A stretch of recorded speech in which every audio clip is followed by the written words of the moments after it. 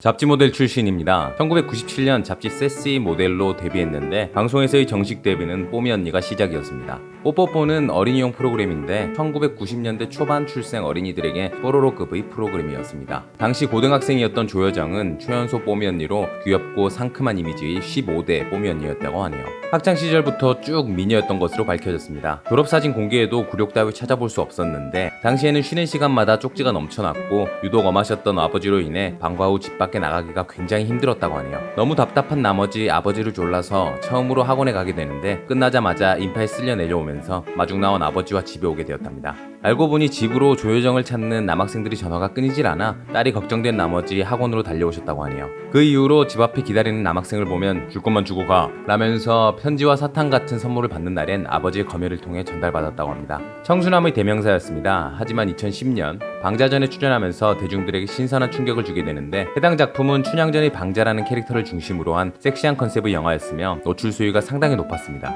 그동안 꾸준한 활동에도 불구하고 특별한 히트작이 없어 남몰래 고민하고 있었는데 진짜 마지막이라는 생각으로 파격적인 노출에도 출연을 결정했답니다. 그저 노이즈 마케팅의 수단이 아닌 해당 작품의 감독인 김대우 감독의 이전 작품들의 아름다운 의상과 세트에 매료되어 감독을 믿고 선뜻 캐스팅에 응했다고 하네요. 방자전에 출연함으로써 소녀 이미지를 벗을 수 있었고 이어서 후궁에 출연하며 더욱 파격적인 모습을 선보이면서 에로틱 사극 여신이라는 별명을 얻게 됩니다. 노출로 인한 관심으로 기분이 나쁘다면 작품에 대한 자부심은 물론 함께한 동료들에게도 좋지 않은 영향을 끼치는 것이기에 여자로서는 당당하지 못하더라도 배우로서는 당당하다는 속마음을 밝히기도 했습니다. 후궁 촬영 후에는 어머니께서 넌 내 딸이기 전에 배우였구나 라는 말을 전하면서 따뜻하게 조여정을 안아주었다고 하네요. 기생충에서 본인이 맡았던 영교라는 캐릭터의 큰 매력을 느꼈다고 합니다. 흔히 볼 수 있는 부잣집 사모님이 아닌 허당 같은 모습과 일상적이고 귀여운 매력에 은근히 권위적인 모습들이 존재한 입체적인 느낌과 무겁지 않은 캐릭터가 마음에 들었다고 하네요. 해당 캐릭터의 인기 비결은 의도하지 않은 자연스러운 무례함 속에서 자기 세계에서만큼은 가장 예의 바르다고 생각하며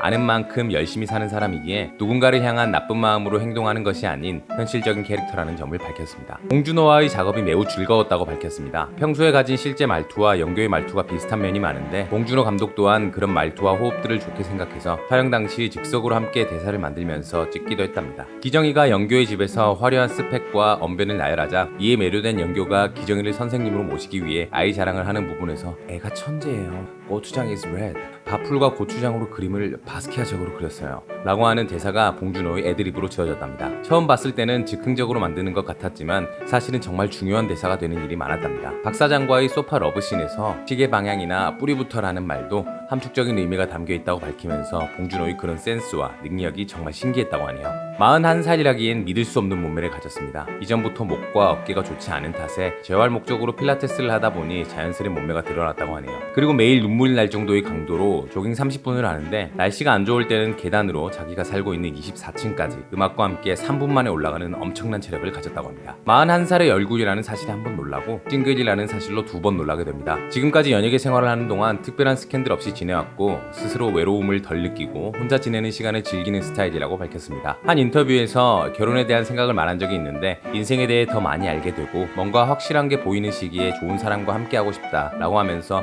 현재로서 결혼은 시기상조임을 밝혔다고 하네요. 평양영화제를 통해 첫 여우주연상을 수상했는데 나에게 연기란 오래도록 이루어지지 않는 짝사랑 같았다. 언제든지 버림받을 수 있다는 마음으로 연기를 짝사랑했다. 이 상을 받았다고 해서 절대 짝사랑이 이루어졌다고 생각지 않고 지금처럼 앞으로도 그 짝사랑 열심히 해보겠다 라면서 결혼에 대한 마음보다는 연기에 대한 욕심과 열정을 보여주기도 했습니다. 오늘의 영상은 여기까지. 우리가 알던 인물의 재발견 그리고 새로운 인물을 발견하고 싶으신 분들은 캐리커버리를 구독해주세요. 시청해주셔서 세상 감사합니다.